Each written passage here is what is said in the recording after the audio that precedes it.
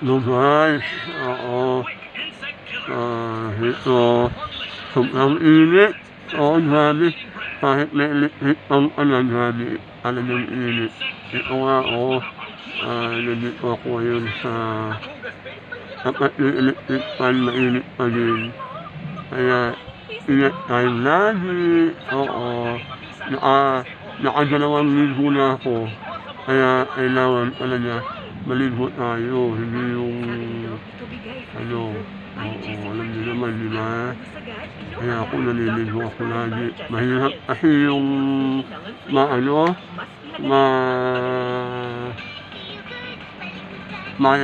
stroke. Kaya lagi ako naliligo. Alam niyo naman, di ba?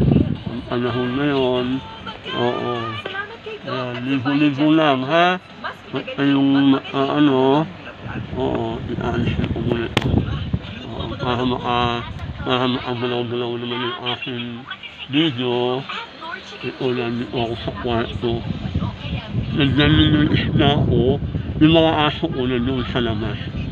Oo, inulok ko muna doon. Oo. Kaya yun. Hindi natuloy yung aking interview kay Losit Queen. Oo. Bukas daw. Kasi sinipura daw siya. Kaya bukas sabi niya. Tuloy na tayo bukas. O sige sabi ko. Aalis na sana ako. Nakabilis na ako eh.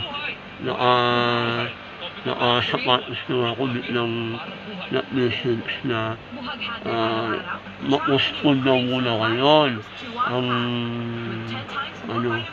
sabi niya. Kasi sabi ko wala nang problema.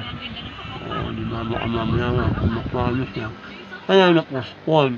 Bukas abangan nyo ha ang aming one-on-one interview. Mahilig siya sa mga aso at pusa. Abangan niyo si Miss Ian Valdez. Oo. Lumabas na siya sa mga pelikula, sa TV, ganyan. Lalo na dun sa American and Martial Lumpa. Sige guys, bye! Oo. Ingat lagi at mahilig.